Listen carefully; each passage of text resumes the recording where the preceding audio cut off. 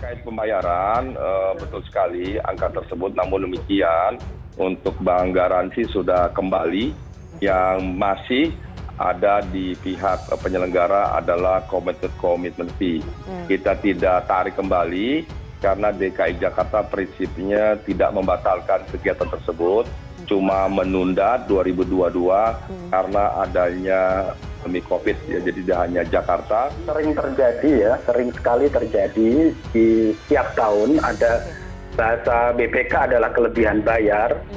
Menurut saya ini juga ada potensi korupsinya gitu ya. Pertanyaannya adalah apakah ada berbenturan dengan perjanjian di awal? Nah ini yang belum pernah dibuka. Ini kenapa tidak bisa dikembalikan? Nah itulah kita atau kami sebagai anggota dewan yang mempunyai fungsi pengawasan terus mengawasi sejauh mana upaya yang dilakukan oleh Jakpro untuk bisa mendapatkan kembali dana 560 miliar. Jadi ini sebenarnya sebuah proyek yang sejak awal tidak direncanakan dengan baik. Uang yang begitu banyak dihambur-hamburkan pada saat sekarang rakyat butuh, nggak ada uang. Nah kebayang nggak? Kemarin aja kita lagi COVID aja setengah mati. Ini hampir, kalau BPK bilang kurang dari 1 T, kalau saya lebih dari 1 T yang ini. Ada buktinya kok. Komitmen fee untuk Formula E akan dikembalikan ke Jakarta berupa pembiayaan logistik acara, biaya penginapan para pembalap dan timnya yang jumlahnya hampir 2.000 orang, pembuatan tribun acara, hadiah bagi para pemenang, biaya sertifikasi event ini agar sesuai dengan standar internasional, termasuk juga airtime televisi internasional yang menyiarkan kegiatan ini secara langsung. Pembebanan anggaran kepada Formula E ini masih dari APBD, apakah tidak bisa mencari sumber dana lainnya gitu. Nah, itu apa kira-kira pertanyaan dari teman-teman anggota DPRD, terutama di badan anggaran begitu. Yang kedua adalah menyangkut tempat.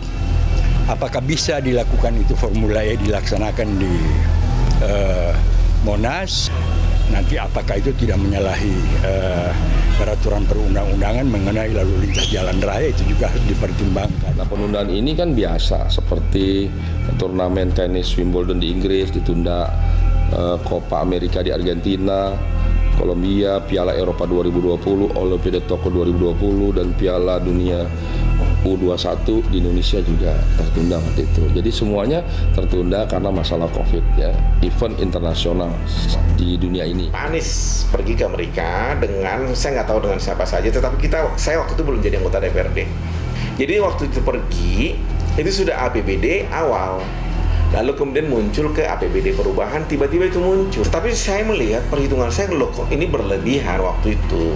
Lalu saya katakan ini kenapa biayanya 2 kali lipat. Ketika pemerintah daerah mau melakukan kerjasama dengan pihak lain, apakah itu daerah lain, apakah itu pihak swasta, apakah baik dalam negeri maupun luar negeri, maka kerjasama itu sebelum diaktualkan itu perlu ada persetujuan DPRD. Dan oleh karena itu persetujuan dari DPRD untuk melakukan kerjasama itu merupakan sesuatu hal yang sangat diniscayakan.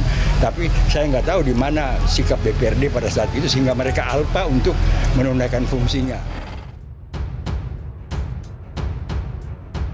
Pakar keuangan sebut pemeriksaan KPK terhadap Anies Baswedan soal gelaran Formula E menyalahi hukum. Pemeriksaan yang dilakukan oleh Komisi Pemberantasan Korupsi terhadap Anies Baswedan terkait Formula E dinilai tidak sesuai dengan hukum yang berlaku.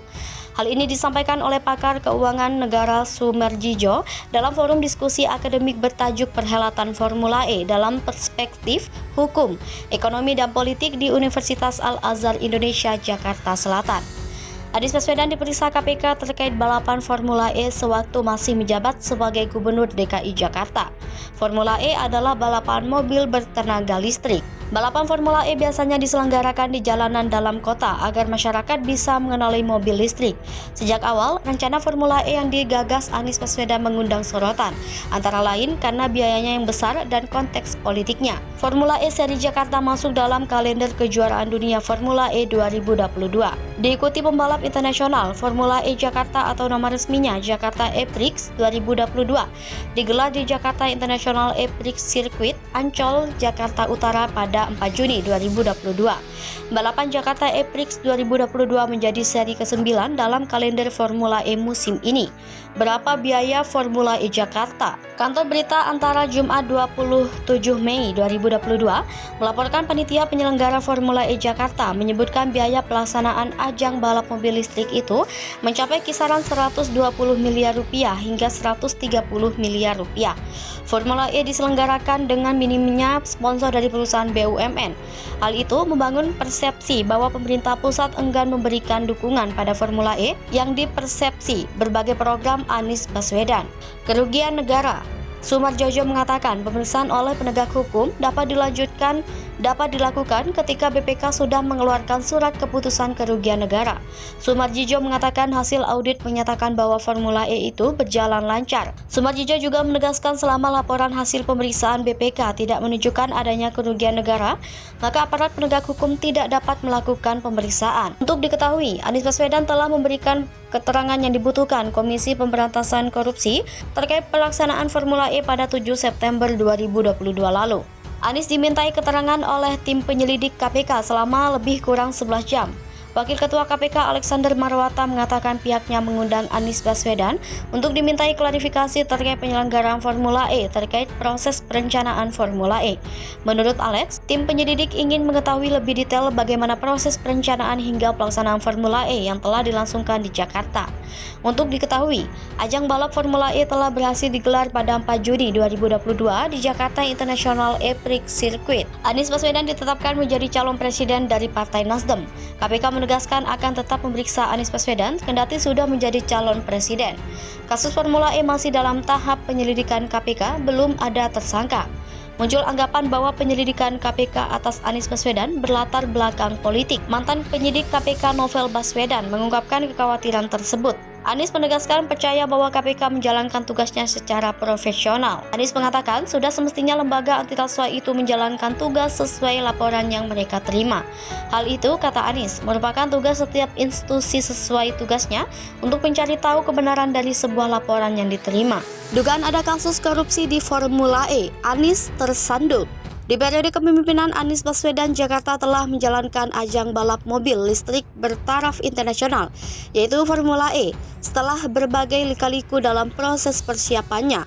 Menjadi hari berlangsungnya balapannya dimenangi Mitch Evans.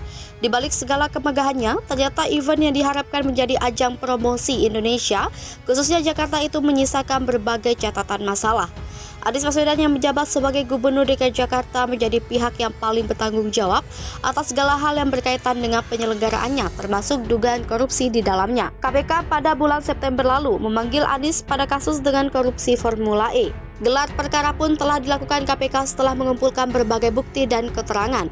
Dari kegiatan tersebut diperkirakan terdapat kerugian negara sekitar 160 miliar yang berasal dari pengeluaran komitmen fee. Hal tersebut belum ditambah dengan komitmen fee yang telah dibayarkan Pemprov untuk penyelenggaraan Formula E untuk 2 musim balap berikutnya. Total APBD yang telah keluar untuk komitmen fee untuk 3 musim 650 miliar, yang menjadi salah satu yang dicurigakan menjadi keran keluarnya uang APBD yang sejatinya dapat digunakan untuk kesejahteraan masyarakat justru terbuang sia-sia. Sejak awal sesungguhnya kegiatan ini sudah menuai pro kontra, khususnya di kalangan legislatif ibu kota. Berbagai pihak dari DPRD DKI Jakarta sudah khawatir kegiatan ini kontraproduktif terhadap kemajuan Jakarta. Ketika publik belum mendapatkan kepastian terkait kasus yang menimpa Anies Baswedan, justru Partai Nasdem secara mengejutkan mengumumkan mantan Menteri Pendidikan di awal pemerintahan Jokowi itu sebagai calon presiden pada pemilu 2024 mendatang. Padahal saat peletakan batu pertama RS Toto Tentrem pada September lalu, Bendahara Umum Partai Nasdem menjelaskan koalisi dan calon presiden akan diumumkan November 2022. Sontak kondisi tersebut menjadi pertanyaan banyak pihak.